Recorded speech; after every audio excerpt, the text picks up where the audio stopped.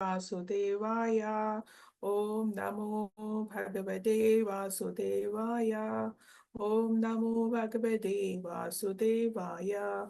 Narayanam Namaskritya Naram Chaiva Narottamam Devim Saraswatim Vyasam Tato Jayamudirayat Srinvata Swakata Krishna Punyashravana Kirtanam Hridyandasto Bhadrani Vidunodi Sukhatsadam नष्टप्रायेषु अभद्रेषु नित्यं भागवत सेवया भगवते उत्तमश्लोके भक्तिर्भवति नैष्ठिकी.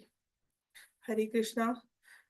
Today I am going to read Srimad Bhagavatam, Canto 4, Chapter 17, verses 25 and 26. Amusam kshutparidanam arthanam paridevidam samashyashyami madvanir vinayastava medasa. Amusyam of all of them, Shud Paridanam, suffering from hunger, Arthanam of the distressed, Paridevidam, the lamentation, Samayashyami, I shall pacify, Matbanai, by my arrows, Binneha, being cut to pieces, Tava of you, Medasa, by the flesh. Translation and purport by Sri A.C. Bhaktivedanta Swami Srila Prabhupada. Srila Prabhupada ki jai. Now, with the help of my arrows, I shall cut you to pieces, and with your flesh, satisfy the hunger-stricken citizens who are now crying for want of grains. Thus, I shall satisfy the crying citizens of my kingdom. Purport. Here we find some indication of how the government can arrange for the eating of cow flesh. It is here indicated that in a rare circumstance, when there is no supply of grains, the government may sanction the eating of meat. However, when there is sufficient food, the government should not allow the eating of cow's flesh just to satisfy the fastidious tongue. In other words, in rare circumstances, when people are suffering for want of grains, meat eating or flesh eating can be allowed, but not otherwise. The maintenance of slaughterhouses for the satisfaction of the tongue and the killing of animals unnecessarily should never be sanctioned by a government. As described in a previous verse, cows and other animals should be given sufficient grass to eat. If despite a sufficient supply of grass, a cow does not supply milk, and if there is an acute shortage of food, the dried up cow may be utilized to feed the hungry masses of people. According to the law of necessity, first of all, human society must try to produce food, grains, and vegetables. But if they fail in this, they can indulge in flesh eating, otherwise not. As human society is presently structured, there is sufficient production of grains all over the world. Therefore, the opening of slaughterhouses cannot be supported. In some nations, there is so much surplus grain that sometimes extra grain is thrown into the sea, and sometimes the government forbids further production of grain.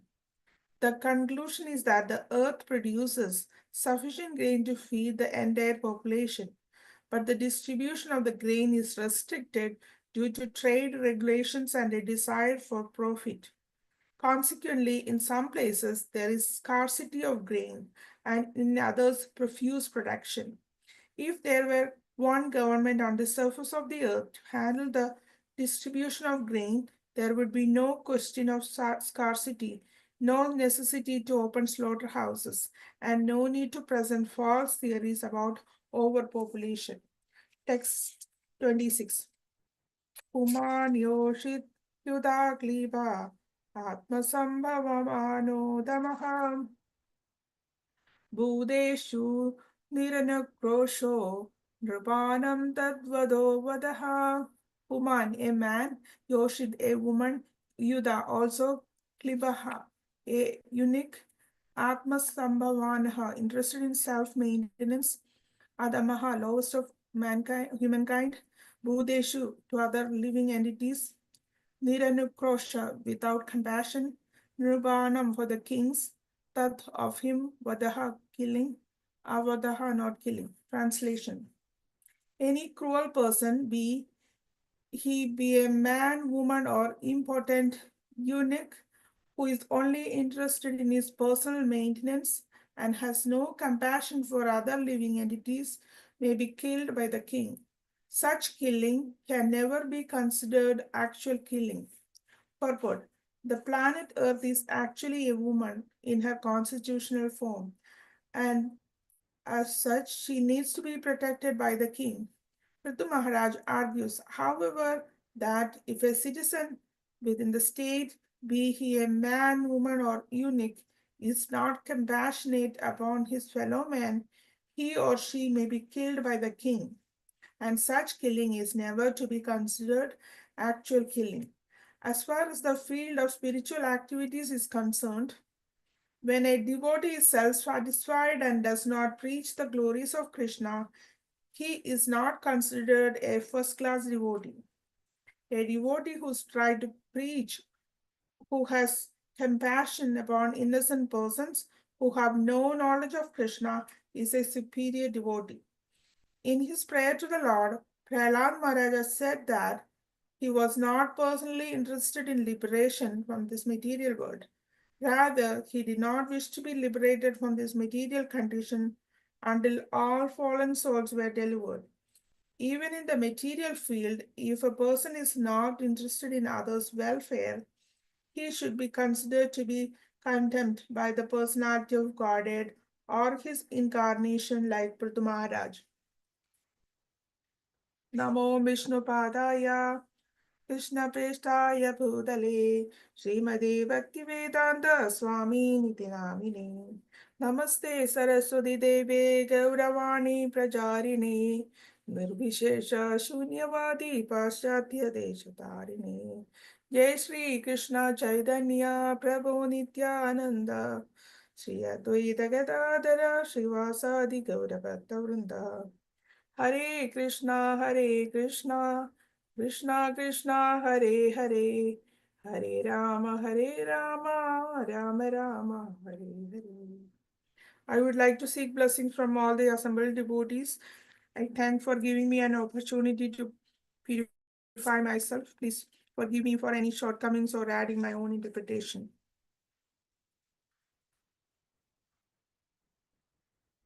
In order to prepare this class, I took notes from Murijan Prabhu's book as well as from Krishnadana Das Prabhuji's class.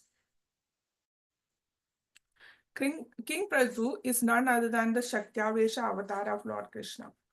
King Prithu have been coronated as the king, which we saw in the previous chapter.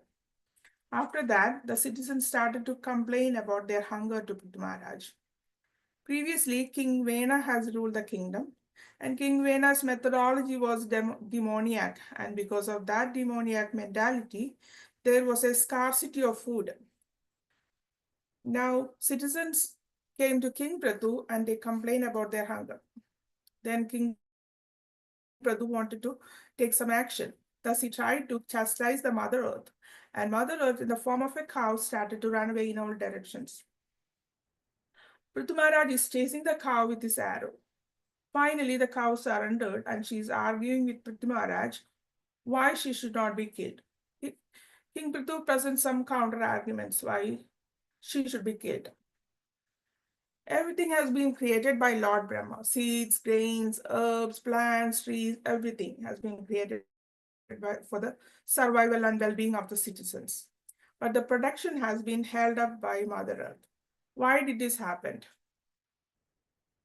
It is our duty to protect the things which has been provided by the Lord and use it for the well-being of everyone. That is the characteristics of a person with developed consciousness. We have nature or prakriti around us. In regards to prakriti, there are two things, dohan and shoshan. These two, they both are two Sanskrit words. Dohan means to take care, to take as much as you need, and to give back to the nature. For example, a mango tree. Dohan means taking care of the mango tree, watering the tree, plucking the mangoes, and distributing it. This principle is based on Isha Upanishad verse 1. Isha Vashimidam Sarvam Yat Kinja Jagatyam Jagat Tena Tiktena Bunjida Magrada Kashyasuddanam. Meaning, everything animate or inanimate that is within the universe is controlled and owned by the Lord. One should therefore accept only those things necessary for himself, which are set aside as his quota, and one should not accept other things knowing well to whom they belong. When Mother Earth is giving us something, take care of Mother Earth and give back to the citizens. Take one's own quota and not exploiting. Shoshan is exploiting something. For example of this Dohan is like the bird. Even if we keep a full bag of grain, the bird will take only what they need. But what about the human being? They will take the whole bag of grains. Shoshan is keep taking but not giving back, not taking care. We can see this tendency all throughout the world. Today, for example, there was a farmer, he had a hen who lays golden egg. The farmer was getting golden eggs every day, and one day he thought if he kill the hen, he can get so many golden eggs. So he killed the hen. These days, nobody is interested in Dohan. During King Vena's time, he did a lot of exploitation to Mother Earth, and thus Mother Earth has hidden a lot of elements within her womb and not giving back. Dohan mentality is divine mentality. They think about how can I serve, how can I take care. Sohan mentality is demoniac. They always think, what is there for me to enjoy?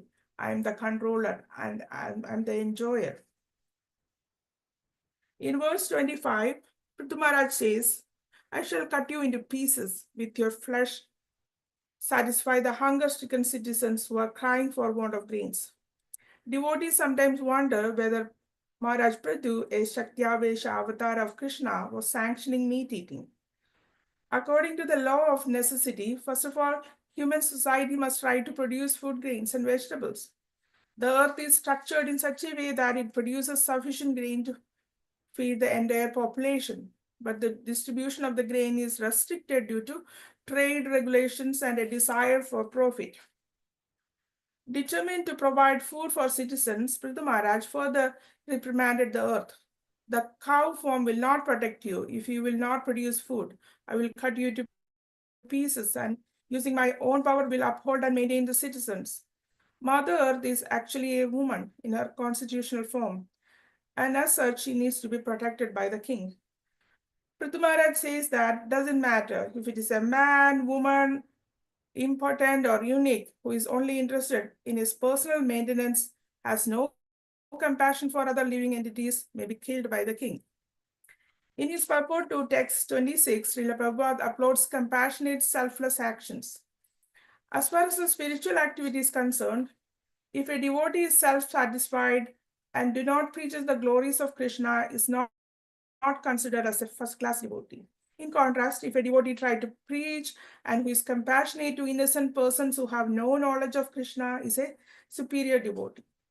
Prabhupada ends the purport talking about Prahlad Maharaj. Lord Narasimhadev offered benediction to Prahlad Maharaj, but Prahlad Maharaj replied to Lord Narasimha, my dear Lord Narasimhadev, I see that there are many saintly persons, but they are interested only in their own deliverance, not caring for the big cities and towns. They go to the Himalayas or the forest to meditate in Mauna Vritas. They are not interested in delivering others. For me, however, I do not wish to be liberated alone, leaving aside all these poor fools and rascals. I know that without Krishna consciousness, without taking shelter of your lotus feet, one cannot be happy. Therefore, I wish to bring them back to shelter at your lotus feet. This is the decision of a great Vaishnava. A pure devotee of the Lord, for himself, he has no problem even if he has to stay in this world because his only business is to remain in Krishna consciousness. The Krishna consciousness person can go to hell and still be happy. Burjan Prabhu says that every member of the Krishna consciousness movement should go to door to try to convince people about the teaching of Prahlad Maharaj. Prabhupada, and the teaching of Lord Chaitanya.